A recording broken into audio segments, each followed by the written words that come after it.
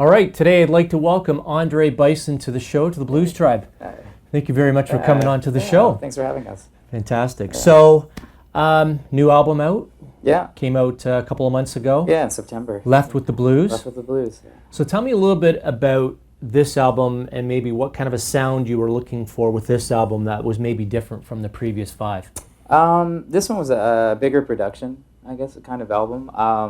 I kind of was influenced by a lot of Freddie King. So he did some stuff with Leon Russell where he used like blues, but it was bigger stuff. They had strings and they had background vocals and really big stuff. So we had the opportunity at the studio at Boxcar where we were to be able to kind of record a lot of different instruments, and with just years of knowing a lot of different musicians, we were able to kind of do a bigger production thing. So, and that's what I kind of wanted to do. I kind of wanted to arrange something that was bigger. So even with the title track, I think there's about 22 instruments on it, right? Wow. Ranging from like the background vocals to violins, cellos, piano, organ, guitar, full horn section, that kind of thing. So I just kind of wanted to go all out and really everything that I usually want to do. So we have that, and then we have another song where it's more of a big band, where it's about a 15-piece brass band that's playing on it too. So just some of those bigger productions from some of those, but it really came down to those kind of early recordings where they did kind of go all out with those. So just to kind of get a different spin on some of the classic sounds, I guess. And the writing and the arrangement process that you go through with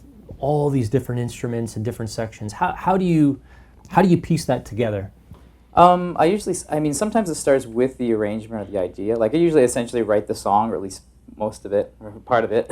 But a lot of times it starts with that. So even just down to just piano and vocals, or piano and guitar, or guitar and vocals.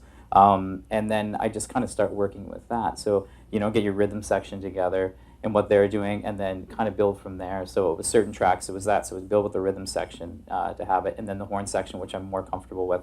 All the other albums have horns on, so I started with that. And then to kind of add in the strings and see, it's kind of like a puzzle to see, and to kind of fit them in where there isn't space, because you don't want to just get a big jumble of noise. You want to see where they go. So so it comes from that, as well as then listening to a lot of different recordings and seeing how they arrange. And I use some arranging books, Sammy Nestico's book, which he did a lot of the arranging for a lot of Frank Sinatra stuff and the big band bassy stuff.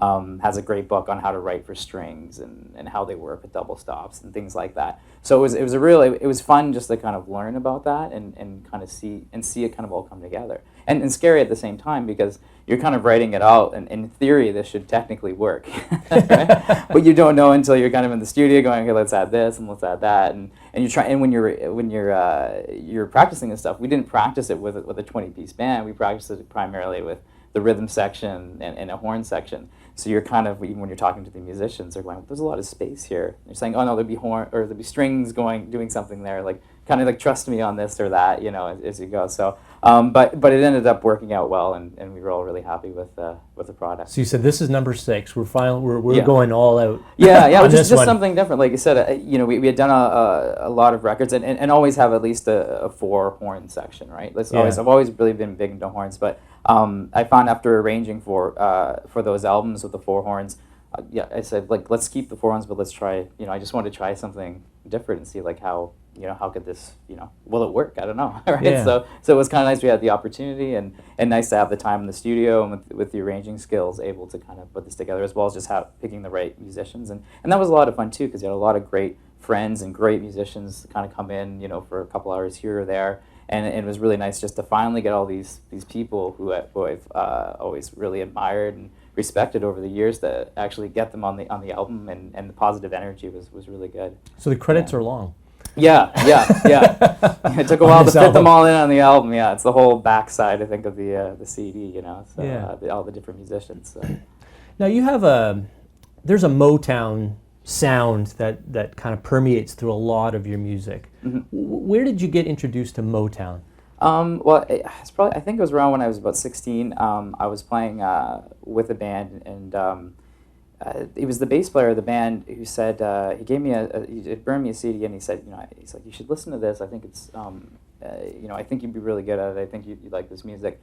And it was a combination of like Otis Redding and a lot of the Commitments, And so for me, that's where it kind of started. So from there, I Start with the commitments. with the commitments essentially, and even just the sound, you know what I mean, and even that, buying the CD and Mustang Sally coming on for the first time for me, right, was big, and then the horn sound was what really kind of drew me to that, which then led to the B.B. King stuff, where it's like you see those live, 4 horns, you know what I mean, just kind of blaring, and to me that just really added a lot to it, and then to be able to play with a horn section, it's just like this, you know what I mean, there's so much more you can do now with this, especially 4 horns. You have 4 horns that kind of like, it's like a wall of sound that kind of enters, Yeah. you know what I mean, and then the rhythm section's competing, the drums are competing with the sound, like, you know what I mean, they can knock over the rhythm section, which is really cool. So that's where it kind of started for me, and then started working more. I'd always been a fan of the blues, but it was really kind of through Motown and kind of soul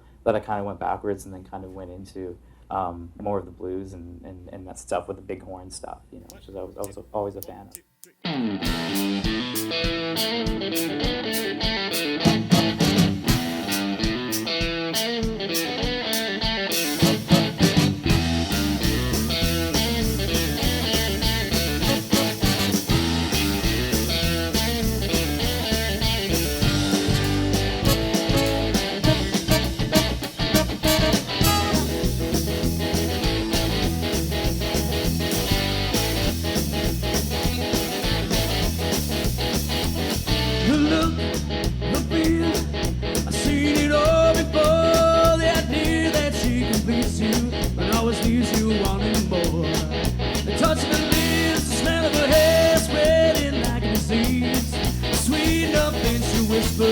Bring a poor man to his knees.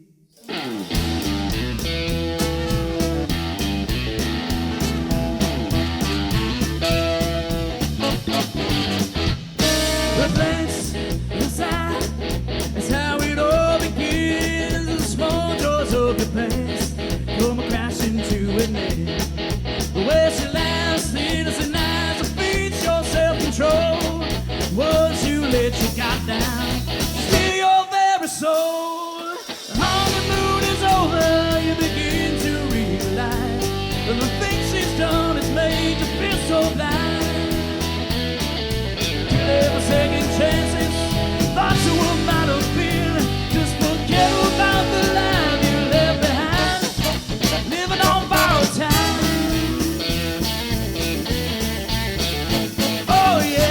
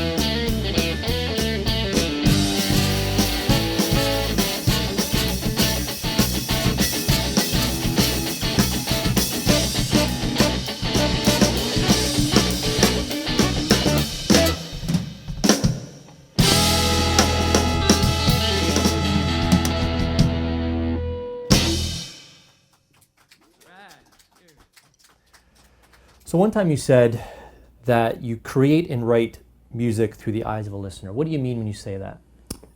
Well, I think it comes from playing a lot of live shows and kind of watching the audience. So a lot of times, I mean, when I'm writing too, I think what I find like what makes a good song is like if people can dance to it. I mean, it's different for every kind of music or how but a lot of the time, certain songs you kind of go like, can you dance to this? What's the tempo or what kind of or watching even other people play and going like what really captures people, or even songs that I've written before that seem to resonate really well with people. So a lot of the times I find the audience is the best way to tell you, if you're on the right track or if it's a good song sometime.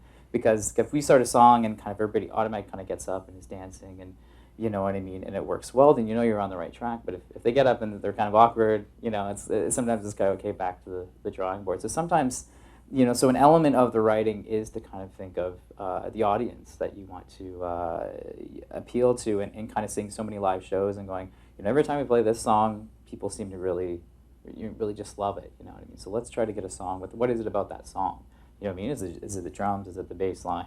Is it the tempo? Is it the feels, the shuffle, swing, that kind of thing? So sometimes, when I'm putting an album together, I like to kind of put those in and go like, I want to make sure that I have a swing song on the album, because you know what I mean, and almost to put the album together in the sense that if we were to play it live, like that would be kind of the way it would be lined up in terms of your songs. A couple start with a fast one, then bring it into a slow one, then ease back into it with a kind of funky number, that kind of thing. So there's a bit of kind of like the science of trying to keep a crowd going, you know what I mean, as you go. So that's always a lot of the times when I'm writing or starting is kind of like that's always in the back of my mind, and usually a primary kind of thing when putting songs together.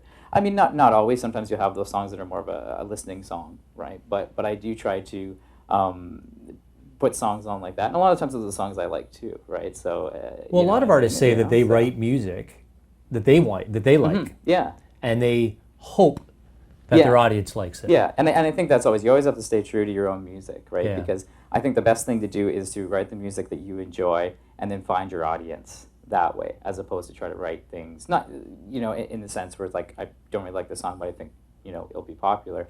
It's more of like, like write the songs you enjoy and then find your audience. And then anything you write, well, that audience, once you found them, will enjoy it, right? So so in the sense of when I do it, I kind of do both. Like I really like this feel, or say it's a shuffle or something. I really like the shuffle feel. People really seem to like it as well. You know what I mean? So I kind of go somewhere in the middle with that, and to go like, so it's a win-win. You know what I mean? So it's always like, I really like shuffles. People seem to always get up and dance every time we play one. I'm going to write a tune that's kind of like that, or I'm going to have at least one on the album that's like that. Right. And it's neat to see when you do play them. When I mean, nothing's better than playing your own songs and people getting up and dancing. And kind of having a good time. Yeah. So I want you to fill in the blank. Seeing us play live is like... Now I'm drawing a blank. Hopefully, let's say, reminiscence of, the 60s, soul and blues movement, I guess, a walk down memory lane, or authentic, blues, yeah. Well, if you haven't seen Andre perform live, you definitely should, because it's a heck of a show. And of course, you can check out your YouTube videos, but you're going to see two today. Yeah. And I want to thank you, Andre, for coming on to the show. Thanks so much for having us. Really appreciate it. Yeah. And thanks everybody for liking and commenting on this video, and thanks for subscribing to the YouTube channel. 1, 2, 3, 4.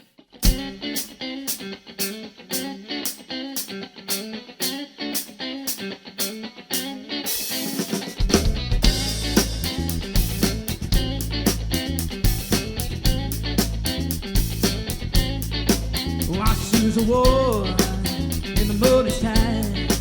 I do what it takes so to make it on through the night. Gotta keep on riding. Oh, long that's the break of day. With Jesus in there in the constant land. I do what it takes so to get on back on track. Gotta keep on riding. Oh, long that's the break of day. Let me hear you say, ooh, what more can I say? Let me hear you say, ooh, what more can I say?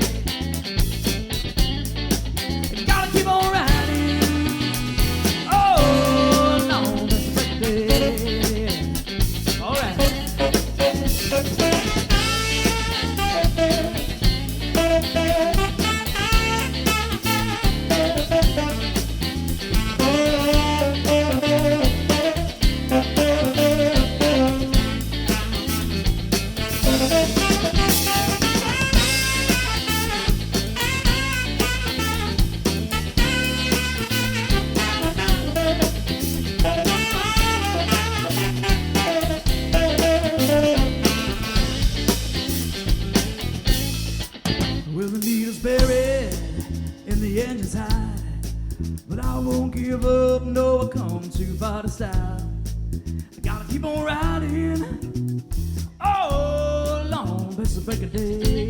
Yeah, yeah, yeah. Maybe I gone crazy, little things say, well, it don't make sense, the great scheme of things. Gotta keep on riding, oh, long past the break of day. Let me hear you say, ooh.